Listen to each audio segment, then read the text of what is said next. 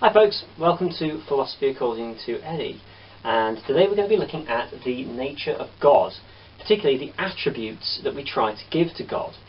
Now the traditional view of God is one of omnipotence, omniscience and benevolence, otherwise known as omnibenevolence. However, God has got many other sub-attributes as well, according to various thinkers. But the difficulty, of course, is that if you are attributing these ideas to God, how do we know we are not misattributing them? Christianity has changed through time, and with Christianity's change, we've seen different conceptions of how God is. You also, if you look at the New Testament and the Old Testament, you see a very different God in each testament. So there is some query about how we can know exactly what sort of God it is that we are worshipping. Can we misattribute not just on the basis of difficulties in establishing what God is, but also if this is entirely a deception? We might think that someone is kind and generous, and then it turns out that they're not. They're a con man, they're maybe even a psychopath. How do we know that we are not misattributing attributes to God because we're being deceived? And finally, because of a lack of empirical verification, how do we know what God is like? We can't verify or falsify God, although that's something we'll come on to a little later with religious language. So we're going to examine the attributes of God in detail in this episode. We're going to look particularly at Aquinas, Descartes, Augustine, Kenny, Dummett and Calvin in terms of trying to figure out to what extent we can apply these three key attributes. When it comes to omnipotence, the first attribute we're going to look at, there are four major philosophers to consider. Well, three major philosophers and one philosopher who represents modern philosophy. Descartes, Aquinas and Augustine are the three traditional philosophers from whom we gain the ideas of omnipotence. Anthony Kenny represents modern philosophy. Descartes believed God can do anything. Anything at all. That includes illogical things. The classic paradox of omnipotence is, can God create a stone that is too heavy for him to lift? If it's too heavy for him to lift, and he can't lift it, then God is not all-powerful because he can't lift it. If God can lift it, then he hasn't created the unliftable stone, and therefore is not all-powerful. Descartes suggests this misinterprets the idea of God's ability. We are using human logic, but God exists outside logic. God exists in a realm where logic is essentially not holding him back. So by trying to suggest that he couldn't create this unliftable stone, we are misinterpreting God because we are tying him to the laws of logic. God exists prior to logic, therefore logic doesn't apply to him. Now this has been criticised as being a rather convenient get-out clause. Thomas Aquinas, however, who was quite a different thinker to Descartes. Remember from earlier videos that Descartes is a rationalist and Aquinas is an empiricist. Aquinas suggests God can do anything logically possible. So God cannot create a square circle. This is a meaningless idea. A square circle is meaningless. It has no relevance because it is not logically possible. God created logic, and God created logic for a reason.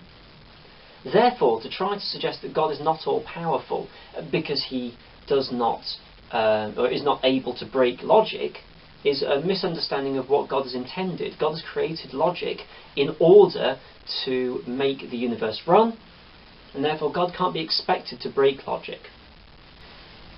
This, however, does have the problem of saying, well, why can't God break logic? If he created it, why can't he break it? St. Augustine gets around this one by suggesting God can do anything he wishes to do, which immediately may seem a little strange, but if you think about it, he has no limits except what he wishes to do. So he could create an unliftable rock because he doesn't want to lift it, he just wants to create it. But then, on his will, he could then lift it. He created it, but then he changed his will and then he lifted it. So he did create the uncreatable thing, in a sense. He did create it, but then he changed logic to suit what he wanted to do. Which does get away with, or does do away, sorry, with a lot of the problems, in that God picks and chooses what he does. However, by the same argument, you could say, well, does that mean that anything that God doesn't want to do, he can't do? So if God can do anything he wants to, can God not do anything he doesn't want to? And therefore he wouldn't be omnipotent. It becomes a difficult question. Modern philosophers have looked at this and gone, well, what do we mean by omnipotence in this? Maybe, rather than God can do anything, it's that God can do the most that we can think of. God can do almost anything. God is, in a sense, a supremely powerful being. It is the most powerful being. It doesn't mean it has all the power, necessarily, but there is nothing more powerful than God. And this is a reinterpretation of the scripture. Of course, that then goes against the traditional Christian idea of this being must be entirely powerful because that's what's said in the Bible. So in terms of scriptures, this comes up to some challenges. However, a lot of modern philosophers do believe this approach rather than the early three. Omniscience is the second major attribute of God that we're going to look at. Sir Michael Dummett suggested that God has no perspective, and what's meant by that is that God exists outside of time. God is not situated in time or in space. God is all around. God is all around in time and in space. Eternal. So when we look at eternality in the next video, this is going to be very relevant. God therefore knows all things that can be true, if they are true, because he is timeless. And so in the same way that we know, for example, that World War II started in 1939 and ended in 1945, God knows all facts like that that ever will be and ever were, because God is looking at them from a space of no perspective, just looking at all facts all at the same time. However, this is not a perfect explanation of omniscience, being all-knowing. We're really only looking at a very limited view of knowledge, some philosophers will argue. What about indexical sentences? Sentences like, if you were stood in front of me, if I said, I am behind you. That is not currently the case as you are watching this video. At least we can all hope that it's not. But the point is that it's a very much limited to time and space type sentence. It is very much conditional on what's happening at that exact moment. Can God know every possibility of every exact moment all at the same time? Moreover, can he not just know that, but can he know how and know what it is like? So knowing that is knowing all the facts. So for example, God knows theoretically how to ride a bicycle, the principles involved and the physics there.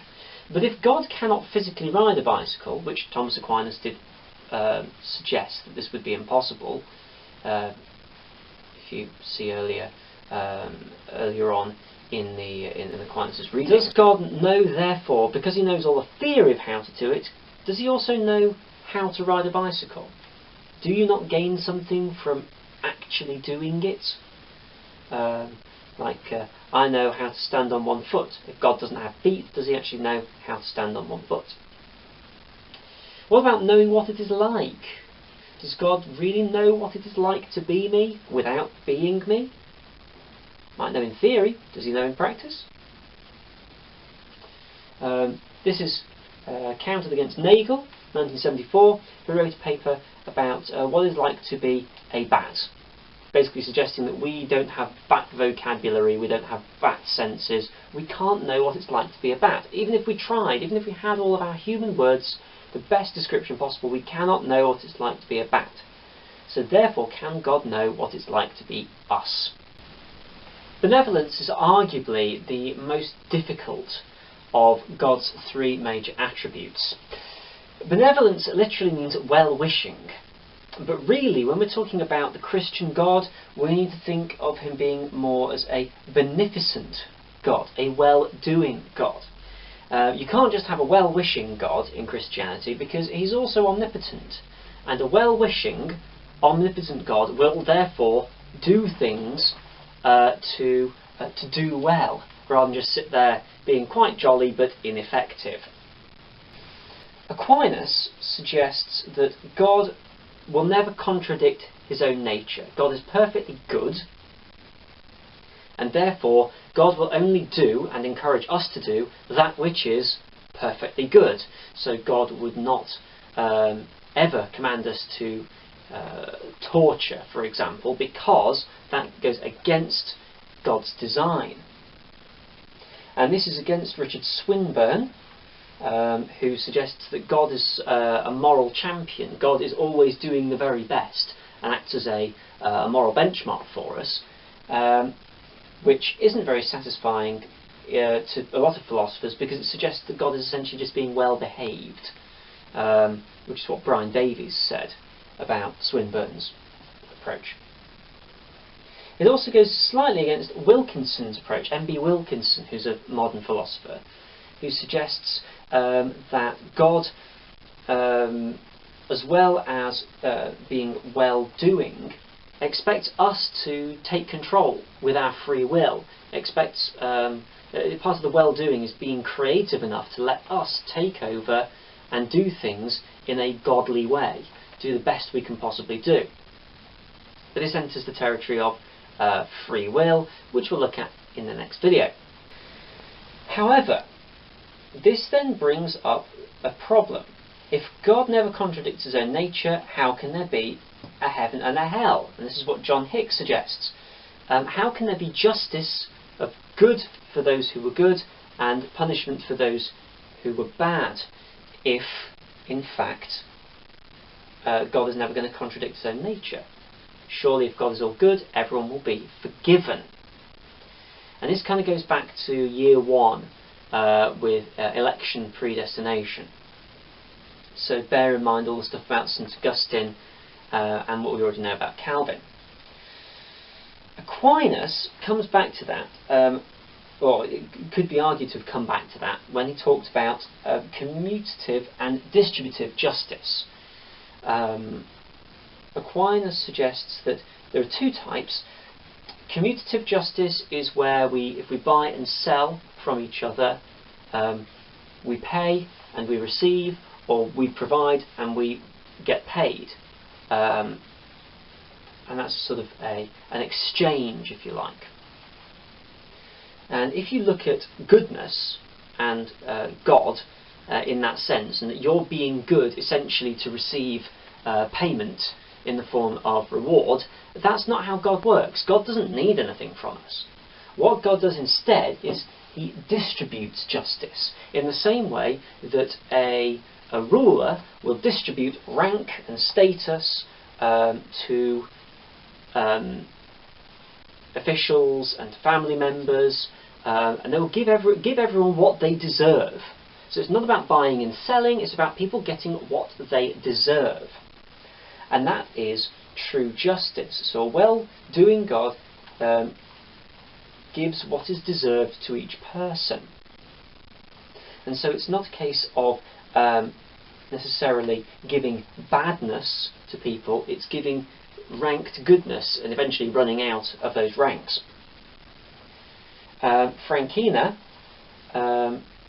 takes this a little bit further and suggests that it's about not just giving people what they deserve, but giving everyone the same relative distribution of what they deserve. So on Earth, for example, some people get academic ability, some people get creative ability, some people get technical ability, if we're just purely talking about what people are able to do. And that's an example of God's distributive justice. Of course, then there's the question of what about people who are hugely disadvantaged, either in terms of where they live, their background, or even what about people who are born without limbs, people who are born mentally impaired. How is God giving them what's truly right for them? Now Calvin, who is relatively extreme in this, talks about, takes a completely different approach to this and suggests that actually it's not about God not being good when it comes to heaven and hell, it's about humans being bad. Basically, God is the source of good and we are the source of bad, and that means that without God and God's benevolence and beneficence, His well-wishing and well-doing, we are damned to hell. We are unable to be good. We are predestined either to go to heaven or go to hell by how much we are accepting God or going to accept God into our lives. Don't forget, God's omniscient, already knows where we're going to be going. See year 1 for this. So we can be saved through God's mercy, His benevolence, if we are Christian. However, if we're not Christian, tough luck. You're going to hell. And this causes a lot of Christians a lot of problems, particularly in the, if we're looking at Christ Himself. Christ died for all of our sins, in theory, to allow forgiveness of everyone. So how can people still be going to hell? How can a good God allow people to go to hell? Instead, the suggestion is actually God is well-wishing and well-doing, and therefore we are all forgiven. And Brumer, a Dutch philosopher, suggests that we have to understand this as God being a personal God, a God who is well-wishing and well-doing but understands us personally and takes some of the pain of forgiveness. When you forgive someone for what they have done, it's not just simply a case of saying, oh well, we'll just forget about everything. Forgiveness involves a certain degree of difficulty. And so you must understand God as if God's going to be forgiving, we have to see Him as a personal God. So if you don't accept the idea that God is personal, i.e. in touch with us as humans, then you're not going to be able to accept that interpretation of God. So in this video we've looked at the 3 main attributes of God: omnipotence, omniscience and benevolence, and some of the problems that arise from them. The issue of can God do logically impossible things? Can God know every single aspect of everything? And how can God be perfectly good and well-wishing and yet also provide justice? If you have any questions, let me know, of course. The next video is going to be looking at eternality and free will and linking those back to the attributes of God. Thanks for watching. See you next time.